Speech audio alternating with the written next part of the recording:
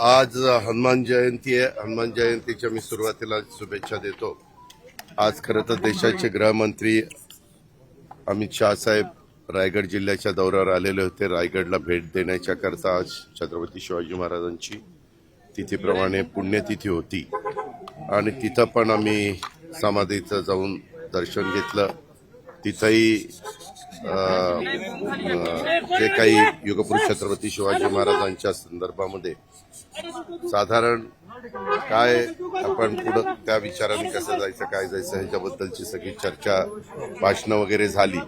वेळ कमी होता त्याच्यामुळं मी काही भाषण केलं नाही, परंतु मुख्यमंत्र्यांचं त्यांचं DCMचं भाषण वगैरे झालं. आणि आज रयत शिक्षण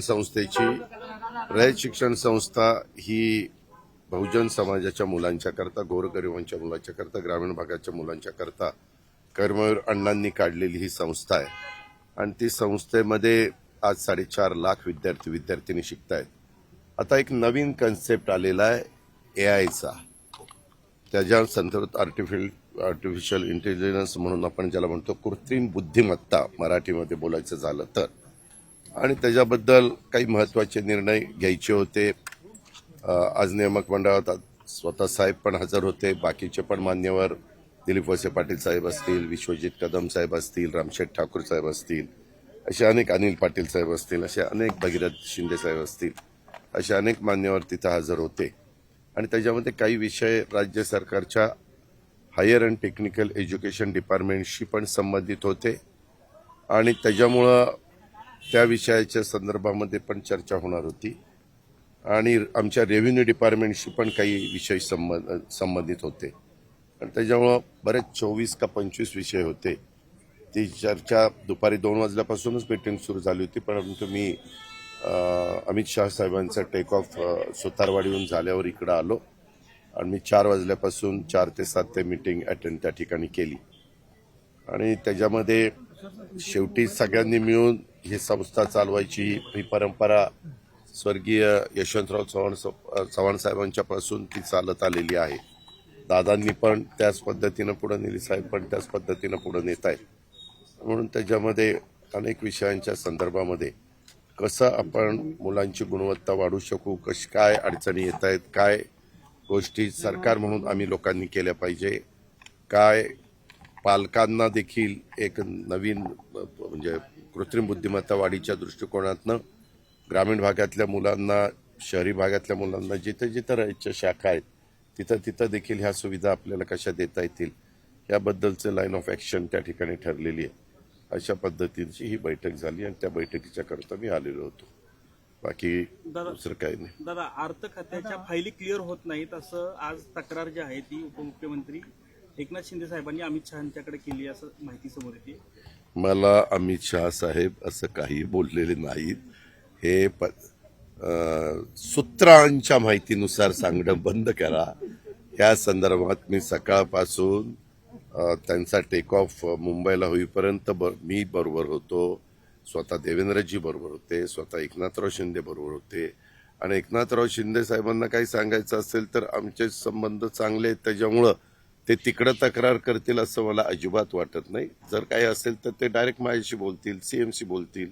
आम्ही दर आठवड्याला अनेकदा सरकारच्या वेगवेगळ्या महत्वाच्या निर्णयाच्या संदर्भामध्ये एकत्र बसत असतो, बोलत असतो, चर्चा करत असतो, मार्ग काढत असतो. दादा, रायगडच्या पालकमंत्री पदाचा विषय अजून सुद्धा चर्चा होते त्याच्यावर. आम्ही त्याबद्दल काही आपण काळजी करू नका, सगळं व्यवस्थित चाललेलं आहे. त्याचा यंदा DPCचा प्लॅन पण जिल्हा वार्षिक योजनेच्या संदर्भामध्ये त्यांना जो काही निधी द्यायचा आहे तो पण निधी आम्ही दिलेला आहे आणि त्याच्यातनं मार्ग निघाला तुम्हाला सांगितलं जाईल. जिल्हा परिषद जे गुलाबराव पाटलांचं एक विधान आहे की जिल्हा परिषदेची जी मुलं आहेत त्याची संख्या कमी होऊ लागलेली आहे.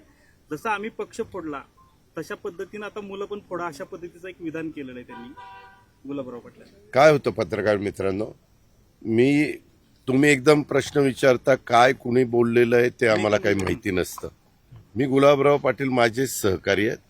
मंत्रिमंडळात आम्ही एकत्र काम करतोय, मागं देखील आम्ही एकत्र काम केलेलं आहे. त्याच्यावर मी त्यांच्याकडनं माहिती घेईल नक्की तुम्ही काय बोललेलं आहात. कारण त्या संदर्भातली व्यवस्थित माहिती घेऊन त्याला उत्तर दिलं.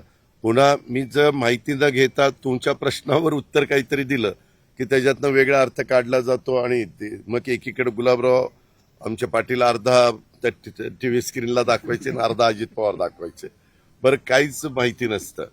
त्याच्यावर काय पण का राज्यातल्या गोरगरिबांच्या मुलांना मुलींना शिक्षण देण्याच्या करता जिल्हा परिषदेच्या शाळांचं योगदान हे तुम्हाला मला नाकारता येणारच नाही.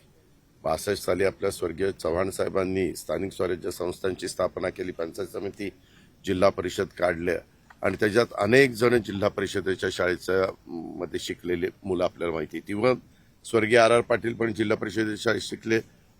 स्वतः गृहमंत्री असताना त्यांची मुलं पण जिल्हा परिषदेच्या शाळेमध्ये शिकत होती. ही वस्तुस्थिती आहे.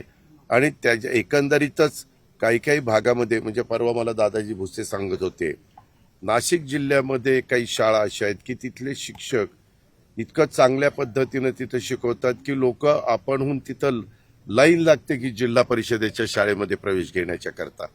आणि म्हणूनच ह्याचं अनुकरण करण्याच्या संदर्भात आमच्या शालेय शिक्षण विभागाने एक कार्यक्रम हातामध्ये घेतलेला आहे आणि तिथं ज्या काही अपूर्तता असतील त्या पूर्ण करण्याची जबाबदारी सरकार म्हणून आम्हा लोकांची आहे आणि त्याच्यातून त्याचा दर्जा वाढावा म्हणून तर आपण सेमी इंग्रजी सुरू केलं. पूर्वी ते नव्हतं. पूर्वी आपल्याला आठवत असेल 5वी पासून इंग्रजी असायचं, परंतु आपण स्वर्गीय रामकृष्ण मोरे साहेबच शालेय शिक्षण मंत्री असताना त्या पद्धतीचा निर्णय घेतला.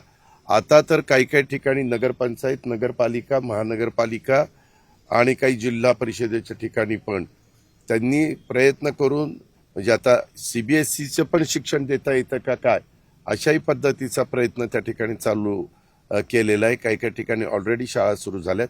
त्याच्यातनं एक टीका होती की मराठी भाषा, मराठीचं आपण समर्थन केलं पाहिजे, तिला अभिजात भाषेचा दर्जा मिळालेला आहे आणि मग कशा करता आपण मराठीमध्ये मुलांना शिकवायचं नाही. पण काही पालकांचं म्हणणं आहे की बाबा आम्ही घरात मराठी बोलतो, आमच्या मुलांना मुलींना मराठी लिहिता वाचता येतं, परंतु आम्हाला इंग्लिशमध्येच त्यांना शिकवायचं आहे, असाही वर्ग मोठ्या प्रमाणावर पाहायला मिळतो. आता तुम्ही पत्रकार मित्र जेवढे मला प्रश्न विचारतायत त्याच्यातली लग्न झालेली असेल आणि तुम्हाला मुलं असतील तर तुम्ही पण बहुतेकांनी तुमची स्वतःची मुलं ही इंग्रजी माध्यमाच्या शाळेमध्ये टाकली असतील. ही फॅक्ट आपण नाकारू शकत नाही. त्याच्यामुळे मराठी ही आपली मातृभाषा आहे, त्याबद्दल तर आपल्याला आदरच आहे, प्रेमच आहे, अभिमानच आहे. आणि म्हणूनच देशाचे पंतप्रधान नरेंद्र मोदी साहेबांनी अनेक वर्ष महाराष्ट्राच्या जनतेची मागणी होती, आग्रह होता, परंतु शेवटी ती मागणी पूर्ण करण्याचं काम, तिला मराठीला अभिजात भाषेचा दर्जा देण्याचं काम हे पंतप्रधान मोदी साहेबांनीच केलं आणि त्याचं महाराष्ट्रातल्या जनतेने कौतुक केलं. आम्ही पण लोकांनी कौतुक केलं, आभार मानले, धन्यवाद दिले. दादा, शेवटचा प्रश्न, रायगडावर जो आज जो कार्यक्रम झाला त्या ठिकाणी तुम्हाला बोलण्याला वेळ दिला गेला नाही असं ऐकून ह्याच्याबद्दल? हे अजिबात खोटं आहे. मला त्यांनी बोलायला सांगितलेलं होतं, परंतु जवळपास तिथं 2 वाजून गेलेले होते. मीच म्हणलं की आता डायरेक्ट मुख्यमंत्री बोला आणि अमित शहासाहेब बोला. त्या संदर्भामध्ये राज्याच्या वतीनं मुख्यमंत्री बोलले तरी आम्ही बोलल्यासारखं आहे. ज्यावेळेस कार्यक्रमाला उशीर होतो त्यावेळेस आणि युगपुरुष छत्रपती शिवाजी महाराज हे तर आपलं दैवतच आहे.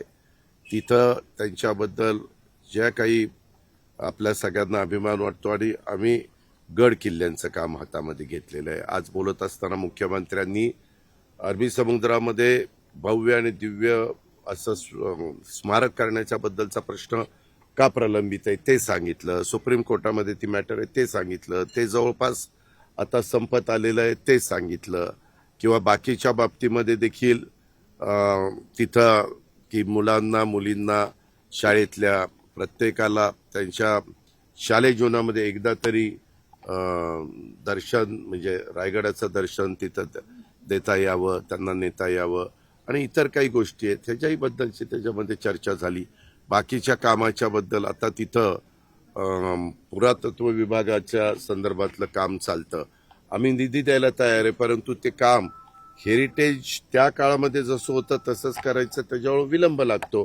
त्याच्यावर ते चुन्यामध्येच करावं लागतं, त्याच्यात गूळ असतो, चुना असतो, जे काही पूर्वीच्या काळातलं मिश्रण असायचं तशाच पद्धतीनं तिथं काम त्या ठिकाणी चाललेलं आहे. आणि तुम्हालाही माहिती आहे की स्वतः आम्ही लोक सगळेच जण छत्रपती शिवाजी महाराजांच्या जयंतीच्या दिवशी देखील शिवनेरीला जाऊन जिथं महाराजांचा जन्म झाला तिथं त्यांना अभिवादन करतो, तिथं दर्शन घेतो. आणि राज्याभिषेकाच्या वेळेस पण आता आपण जातो. आज मुरलीधर मोहोळांनी इथून पुढं पुण्यतिथीच्या दिवशी तिथं पुष्पवृष्टी व समाधीवर करायची अशा पद्धतीनं सांगितलेलं होतं. आज त्याचे पण आणि ते दरवर्षी करायचे अशा प्रकारे सूचना दिल्या गेलेल्या आहेत. आणि त्याच्यामुळं माझी पत्रकार मित्रांना विनंती आहे, मला सीएम पण म्हणले दादा बोला, परंतु तिथं 5 मिनिटात आणि 10 मिनिटात शेवटी बोलायचं म्हटलं तर कमी बोललो तर अरे दादा महाराजांच्याबद्दल काहीच बोलले नाही. म्हणजे सगळीकडनंच तसं नाहीये. महाराज दैवत आणि अभिमान आहे सगळ्यांना. काउन्सिल बैठकीत आज दोन पवार गट एकत्रित दोन पवार एकत्रित आहेत. राजकारणात आगामी काळात एकत्रित असणार आहेत का असेच? अरे बाबा तुम्ही का सारखं ते उकरून काढताय? तुम्हाला काही दुसरे विषय नाहीत का? शेवटी ही संस्था ही सर्वांची आहे आणि त्या संस्थेमध्ये साहेब तिथं प्रमुख अध्यक्षपद भूषवतायत आणि त्याच्यामध्ये मीटिंगच्या वेळेस बोलवलेलं होतं आणि आमचंही येणं कर्तव्य होतं. त्याकरता मी पण आलो आणि माझ्याबरोबर मकरंद आबा पण आले आणि अतिशय ग्रामीण भागातल्या मुलांना मुलींना दर्जेदार शिक्षण देण्याच्या दृष्टिकोनातनं जी काही नवीन आव्हानं आपल्या समोर आहेत, जे काही नवीन AI किंवा आणखीन वेगवेगळ्या गोष्टी पुढे येतात, त्याचं ज्ञान देखील माझ्या ग्रामीण भागातल्या मुलांना मुलींना मिळालं पाहिजे. त्याबद्दल ज्या उद्देशाने कर्मवीर अण्णांनी संस्था काढलेली आहे तो उद्देश सफल होण्याच्या करता सगळ्या नियामक मंडळांनी आणि सगळ्या सन्माननीय सदस्यांनी, अध्यक्ष, चेअरमन, बाकीचे सगळे सचिव हे सगळ्यांनीच त्यामध्ये लक्ष घातलेलं आहे. त्याच्यातनं आम्ही पुढे चाललेलो.